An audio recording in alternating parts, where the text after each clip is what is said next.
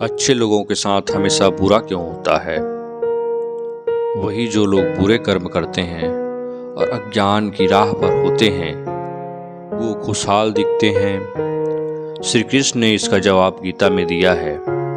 श्री कृष्ण ने अर्जुन को जवाब देते हुए समझाई है ये बात। लोगों को उनके कर्मों का फल हमेशा मिलता है। आपने महसूस किया होगा कि जो लोग अच्छे कर्म करते हैं वो परेशान रहते हैं, वहीं जो बुरे कर्म करते हैं वो खुशी से रह रहे होते हैं।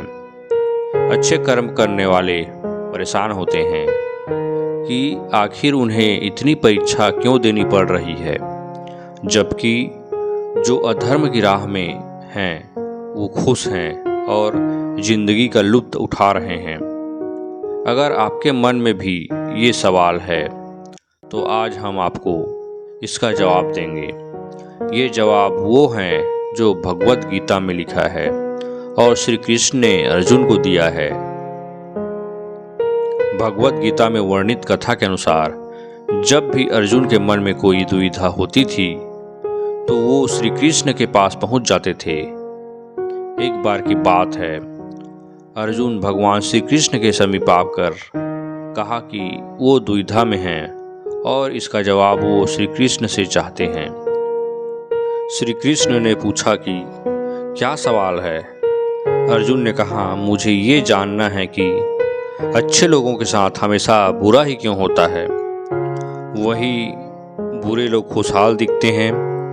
अर्जुन के मुंह से ऐसी बातें सुनकर श्री कृष्ण मुस्कुराए और कहा, मनुष्य जैसा सोचता है और महसूस करता है वैसा कुछ नहीं होता, बल्कि अज्ञानता की वजह से वो सच्चाई नहीं समझ पाता है। अर्जुन उनकी ये बात समझ नहीं पाए। इसके बाद श्री कृष्ण ने आगे की बात कही। श्री कृष्ण ने अर्जुन से कहा, पार्थ, मैं तुम्हें एक कथा सुनाता हूँ। उसे सुनकर तुम समझ जाओगे कि हर प्राणी को उसके कर्म के हिसाब से ही फल मिलता है। प्रकृति हर किसी को अपनी राह चुनने का मौका देती है। अब वो मनुष्य की इच्छा पर निर्भर करता है कि उसे धर्म की राह चुननी है या अधर्म की। कथा शुरू करते हुए श्री कृष्ण ने कहा, एक नगर में दो पुरुष रहा करते थे। एक पुरुष व्यापारी था जिसके जीवन में धर्म की बहुत महत्ता थी। वो पूजा पाठ में यकीन रखता था। वो हर रोज मंदिर जाता था और दान धर्म भी करता था और हर रोज भगवान की पूजा करता था। वहीं दूसरा पुरुष बिल्कुल विपरीत था। वो हर रोज मंदिर तो जाता था लेकिन पूजा करने नहीं, बल्कि मंदिर के बाहर से जूते चप्पल चुराने। उसे दान और धर्म से कोई लेना देना नहीं था। समय बीतता गया और एक दिन बहुत जोर की बारिश हो रही थी। इस वजह से मंदिर में पुजारी के अलावा कोई नहीं था।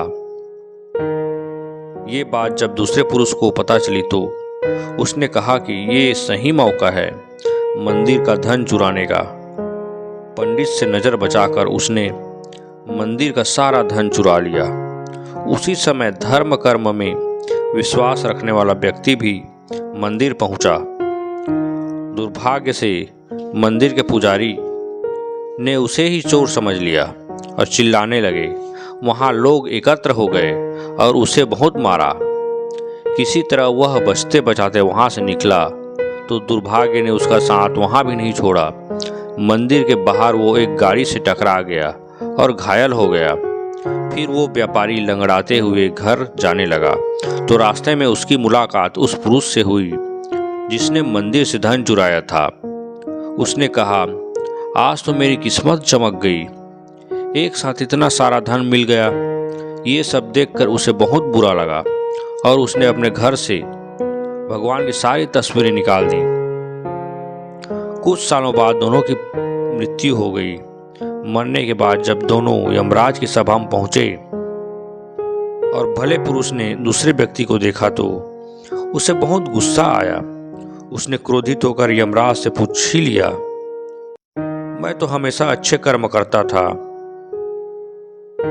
दान में विश्वास रखता था, उसके बदले जीवन भर मुझे अपमान और दर्द ही मिला और इस व्यक्ति को नोटों से भरी पोटली, आखिर ऐसा भेदभाव क्यों? इस पर यमराज ने कहा, पुत्र, तुम गलत समझ रहे हो।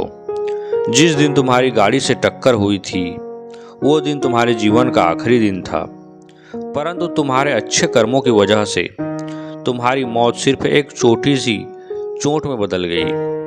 तुम इस दुष्ट व्यक्ति के बारे में जानना चाहते हो। दरअसल इसके भाग्य में राजयोग था, मगर इसके कुकर्मों और अधर्म की वजह से वो सिर्फ एक छोटी सी धन की पोटली में बदल गया। कथा सुनाने के बाद श्री कृष्ण अर्जुन से कहते हैं, पार्थ, क्या अब तुम्हें तुम्हारे सवालों का जवाब मिल गया? ऐसा सोचना कि भगवान तुम्हारे कर्मों को नज़रअंदाज कर रहे हैं, ये बिल्कुल भी सत्य नहीं है। भगवान सभी को उनके कर्मों के हिसाब से ही फल देते हैं। किसी भी चीज को समझने के लिए सबसे पहले मन को शांत रखना चाहिए और फिर काम पर ध्यान देना चाहिए, क्योंकि हम मन से ही प्रश्न खोज लेते हैं और मन में ही जवाब देकर बैठ जाते हैं। भगवान श्री कृष्ण ने मन को शांत रखने के लिए 2 चीजें बताई हैं। मन का बेचैन होना उसका स्वभाव है। हमारे मन को लगता है कि अगर वह अलग अलग बातों के बारे में सोचता रहेगा तो हमें आने वाली हर मुसीबत और मुश्किल से बचा लेगा, पर ऐसा होता नहीं है। हम अपने जीवन का काफ़ी अधिक समय सोच विचार करके परेशान होने में निकाल देते हैं। भगवान श्री कृष्ण कहते हैं कि मन का यह स्वभाव बदलना मुश्किल जरूर है, असंभव नहीं। अच्छा, अब आप एक बात बताइए, क्या आप कौवे को कह सकते हैं कि वो काँव काँव की आवाज़ ना करे? या फिर क्या आप किसी मेढक को कह सकते हैं कि वह पानी देखते ही ऊंची छलांग ना मारे? हमारे मन का भी कुछ ऐसा ही है। जीवन में कुछ भी होता है, अच्छा या बुरा, हमारा मन उस पर काँव काँव काँव करने लगता है। काँव काँव से मेरा मतलब है चिंता करना, व्याकुल होना। कोई बुरी बात होती भी नहीं है और मन परेशानी की ऊंची ऊंची लपटें लेने लगता है। कभी कभी तो मुझे ऐसा लगता है कि हम में से कई लोग सिर्फ परेशान होने के लिए जीते हैं। सारी परेशानी, पीड़ा, दुविधा अक्सर हमारी मन की बनाई हुई कहानियाँ होती हैं। भगवान श्री कृष्ण हमें हमारे मन को शांत और स्थिर करने के लिए 2 उपाय देते हैं। पहला है ध्यान लगाना या मेडिटेशन करना। दूसरा है वैराग्य भाव सीखना। अब ध्यान या मेडिटेशन शब्द सुनते ही आप में से कई लोग कहेंगे कि आप आंख बंद कर सांसें अंदर बाहर नहीं ले सकते। यहाँ हम सब गलती कर बैठते हैं। मेडिटेशन या ध्यान का मतलब सिर्फ आंखें बंद कर बैठना नहीं होता। मेडिटेशन का मतलब होता है अपना पूरा ध्यान किसी चीज़ पर लगाना और उसे हटने नहीं देना। अगर आप रोटी बना रहे हैं तो सिर्फ उस बात पर ध्यान दीजिए। अगर आप पिक्चर देख रहे हैं तो अपना पूरा ध्यान पिक्चर पर लगाएं। यह मत सोचिए कि पिक्चर देखकर आप अपना कितना वक्त बर्बाद कर रहे हैं। जब आप जीवन के हर एक छोटे बड़े काम को पूरे ध्यान से करते हैं तो आपका जीवन ही एक मेडिटेशन बन जाता है।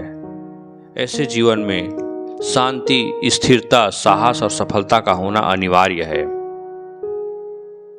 वैराग्य भाव दूसरा उपाय है।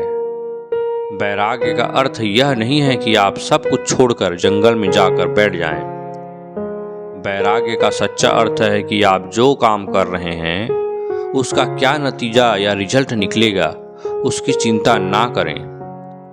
जैसे अगर आपने कोई इंटरव्यू दिया, आप यह कह सकते हैं कि पूरे मन से तैयारी करें और अपना बेस्ट देकर आएं। वह नौकरी मिलना या ना मिलना आपके हाथ में नहीं है।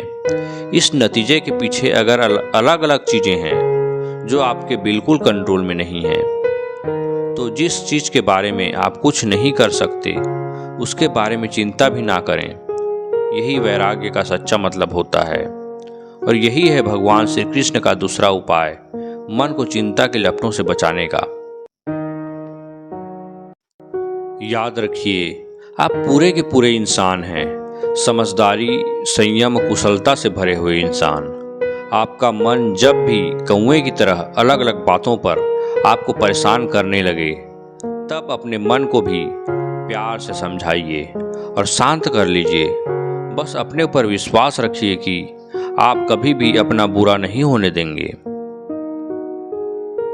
भगवान श्री कृष्ण के अनुसार इस संसार में हर व्यक्ति सफल होना चाहता है।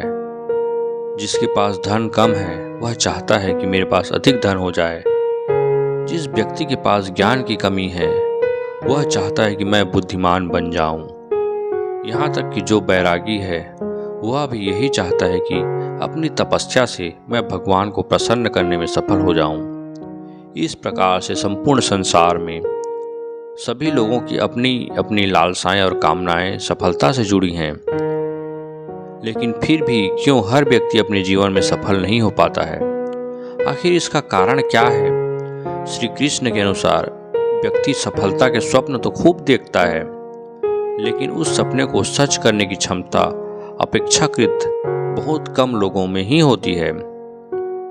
मित्रों, भगवान श्री कृष्ण के अनुसार सफलता केवल उनके पैर चूमती है जिनके पैर धरातल पर होते हैं। यानी कि सफल होने का पहला नियम तो यही है कि व्यक्ति को हमेशा अपनी असलियत से रूबरू होना चाहिए। व्यक्ति को यह पता होना चाहिए कि वास्तव में वह क्या है, उसमें कितना सामर्थ्य है और उसे जीवन में क्या क्या अर्जित करना है। कई लोगों को स्वयं की जानकारी तो होती है, लेकिन अपने आसपास के वातावरण से प्रभावित होकर वे स्वयं को अयोग्य मान बैठते हैं। उन्हें अपनी किस्मत बुरी लगने लगती है और वे सोचने लगते हैं कि शायद अब उनके जीवन में सफलता नहीं लिखी है। उन्होंने अपनी दुर्बलताओं को अपने जीवन में धारण कर लिया है और शायद उनसे कभी बाहर ना निकलने की कसम खा रखी है। इसलिए मित्रों, सफलता प्राप्त करने के लिए द्वितीय नियम स्वयं की जानकारी प्राप्त करने के बाद स्वयं में विश्वास जगाना होता है। आप केवल निस्वार्थ भाव से कर्म कीजिए, केवल वही आपके हाथ में है। मनुष्य कितना भी गोरा क्यों ना हो, परंतु उसकी परछाई सदैव काली होती है। मैं श्रेष्ठ हूँ यह आत्मविश्वास है, लेकिन मैं ही श्रेष्ठ हूँ यह अहंकार है। व्यक्ति जो चाहे बन सकता है यदि विश्वास के साथ इच्छित वस्तु पर लगातार चिंतन करे। प्रेम सदैव माफी मांगना पसंद करता है और अहंकार सदैव माफी सुनना पसंद करता है। जो रास्ता ईश्वर ने आपके लिए खोला है उसे कभी भी कोई बंद नहीं कर सकता। मनुष्य का जीवन केवल उसके कर्मों पर चलता है। जैसा कर्म होता है वैसा उसका जीवन होता है। एक बार माफ करके अच्छे बन जाओ, परंतु दोबारा उसी इंसान पर भरोसा करके बेवकूफ कभी न बनो। मन की गतिविधियों, होश, श्वास और भावनाओं के माध्यम से भगवान की शक्ति सदा आपके साथ में है। कर्म किए जाओ, फल की चिंता मत करो। आत्मा अमर है, इसलिए मरने की चिंता मत करो। इस संसार में कुछ भी स्थायी नहीं है। नरक के 3 द्वार हैं, काम, क्रोध और लोभ। मौन सबसे अच्छा उत्तर है किसी ऐसे व्यक्ति के लिए जो आपके शब्दों को महत्व नहीं देता। आत्मा का अंतिम लक्ष्य परमात्मा में मिल जाना होता है। धर्म केवल कर्म से होता है। कर्म के बिना धर्म की कोई परिभाषा नहीं है। अहंकार करने पर इंसान की प्रतिष्ठा, वंश, वैभव तीनों ही समाप्त हो जाते हैं। मैं सभी प्राणियों के हृदय में स्थित आत्मा हूँ। मैं सभी प्राणियों का आदि, मध्य और अंत भी हूँ। सत्य कभी नष्ट नहीं हो सकता। अच्छा करने से नहीं डरना चाहिए। समय कभी नहीं रुकता। आज यदि बुरा चल रहा है तो कल अवश्य ही अच्छा आएगा। जीवन में आधे दुख इस वजह से आते हैं क्योंकि हमने उनसे आशाएं रखी जिनसे हमें नहीं रखनी चाहिए थी। मैं ही इस सृष्टि की रचना करता हूँ, मैं ही इसका पालन पोषण करता हूँ और मैं ही इस सृष्टि का विनाश करता हूँ। इस संसार में धर्म की हानि होगी, अधर्म की विजय तब मैं इस पृथ्वी पर अवतार लूंगा। शांति से भी दुखों का अंत हो जाता है और शांत चित्त मनुष्य की बुद्धि शीघ्र ही स्थित होकर परमात्मा से युक्त हो जाती है। हमारी आस्था की परीक्षा तब होती है जब हम जो चाहे वो ना मिले और फिर भी हमारे दिल से प्रभु के लिए शुक्रिया ही निकले। लोग अक्सर सच कहने से बचते हैं या डरते हैं, पर सत्य कभी छुप नहीं सकता और न ही कभी मिट सकता है। कितना भी छुपा लें पर सच तो उजागर हो ही जाएगा। जो बात सच पर आधारित हो उसे करने या कहने और मानने से कभी भी नहीं डरना चाहिए। इच्छा पूरी नहीं होती तो क्रोध बढ़ता है और इच्छा पूरी होती है तो लोभ बढ़ता है। इसलिए जीवन की हर स्थिति में धैर्य बनाए रखना चाहिए। धर्म केवल रास्ता दिखाता है, लेकिन मंजिल तक तो कर्म ही पहुंचाता है। वह जो सभी इच्छाएं त्याग देता है, मैं और मेरा की लालसा तथा भावना से मुक्त होता है, उसे शांति प्राप्त होती है। श्री कृष्ण ने कहा है, अगर तुम्हें किसी ने दुखी किया है तो बुरा मत मानना। लोग उसी पेड़ पर पत्थर मारते हैं जिस पेड़ पर ज्यादा मीठे फल होते हैं। स्वार्थ से रिश्ते बनाने की कितनी भी कोशिश करें वो कभी नहीं बनते, और प्रेम से बने रिश्तों को कितना भी तोड़ने की कोशिश करें वो कभी नहीं टूटते। अगर व्यक्ति शिक्षा से पहले संस्कार, व्यापार से पहले व्यवहार और भगवान से पहले माता पिता को पहचान ले तो जिंदगी में कभी कोई कठिनाई नहीं आएगी। जिस व्यक्ति ने जवानी में बहुत पाप किए हैं उसे बुढ़ापे में नींद नहीं आती। श्री कृष्ण जी कहते हैं कि मनुष्य को अपने मन को बार बार समझाना चाहिए कि ईश्वर के सिवा उसका कोई नहीं है। परिवर्तन इस संसार का नियम है। कल जो किसी और का था आज वो तुम्हारा है और कल वो किसी और का होगा। विषयों का चिंतन करने से विषयों की आसक्ति होती है, आसक्ति से इच्छा उत्पन्न होती है और इच्छा से क्रोध होता है, क्रोध से सम्मोहन और अविवेक उत्पन्न होता है। जो कुछ हुआ अच्छे के लिए हुआ, जो हो रहा है अच्छे के लिए हो रहा है और जो होगा वह भी अच्छे के लिए ही होगा। मेरे लिए न कोई घृणित है और न ही कोई प्रिय, न कोई निर्धन है और न ही कोई धनी। बस जो भक्ति भाव के साथ मुझे याद करते हैं मैं उनका हूँ और वो मेरे हैं। आप वही हैं जिसमें आप विश्वास करते हैं। आप वह बन जाते हैं जो आप मानते हैं कि आप बन सकते हैं। अगर तुम अपना कल्याण करना चाहते हो तो सभी तरह के उपदेशों, सभी धर्मों को छोड़कर मेरी शरण में आ जाओ। मैं तुम्हें मुक्ति प्रदान करूंगा। जिस इंसान के चारों तरफ नकारात्मक लोग रहते हैं उस इंसान का मंजिल से भटक जाना तय है। जिंदगी में सब कुछ खत्म होने जैसा कुछ नहीं होता। हमेशा एक नई शुरुआत हमारा इंतजार कर रही होती है। इंद्रियों के अधीन होने से मनुष्य के जीवन में विकार और परेशानियां आती हैं। सुख दुख का आना जाना सर्दी गर्मी के आने की जैसा ही है, इसलिए उन्हें सहन करना ही उचित है। निर्बलता अवश्य ईश्वर देता है, परंतु मर्यादा मनुष्य का मन निर्माण खुद करता है। जीवन में वाणी को संयम में रखना अनिवार्य है, क्योंकि वाणी से दिए हुए घाव कभी भरे नहीं जा सकते। मनुष्य उसके लिए शोक करता है जो शोक करने के योग्य नहीं है, और फिर भी ज्ञान की बातें करते हो।